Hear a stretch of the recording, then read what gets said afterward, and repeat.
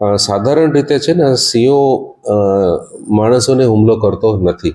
આપણે ગુજરાત સાક્ષી છે કે લાયન કન્ઝર્વેશનમાં હ્યુમન્સ અને લાયન્સ જો છે હિસ્ટોરિકલી કોએક્ઝિસ્ટ કરેલા જ છે વિધાઉટ એની મેજર ઇવેન્ટ હેપનિંગ.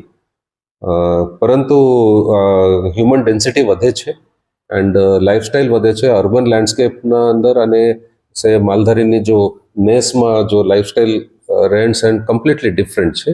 સો જેમ સિંહો આ એરિયાને અંદર વિઝિટ કરે છે, જો અત્યારે ન્યૂલી અર્બનાઇઝડ એરિયા, અને કરંટ કન્ટેક્સ્ટને જોતા અમારા ઓલરેડી પેટ્રોલિંગ ટીમ્સ રાત્રે બહુ સક્રિય હોય છે, કન્ટિન્યુઅસ પેટ્રોલિંગ અમે રાખીએ છીએ, અને at the same time forest department municipal કમિશનરશ્રીની કચેરી તેમજ ડીડીઓશ્રીની કચેરી સાથે પણ સંપર્કમાં છે, સો દેટ એ કોઈક જોઈન્ટ એવી મિકેનિઝમ બનાવીએ સે રખડતા ઢોરને આપણે દૂર કરી શકીએ માનવ વસ્તીથી, સો દેટ કોન્ફ્લિક્ટનું જો કારણ છે ભવિષ્યમાં બાયચાન્સ ક્યારેક કોઈક આ રીતનું ઘટના ના થાય આપણે એવોઇડ કરી શકીએ.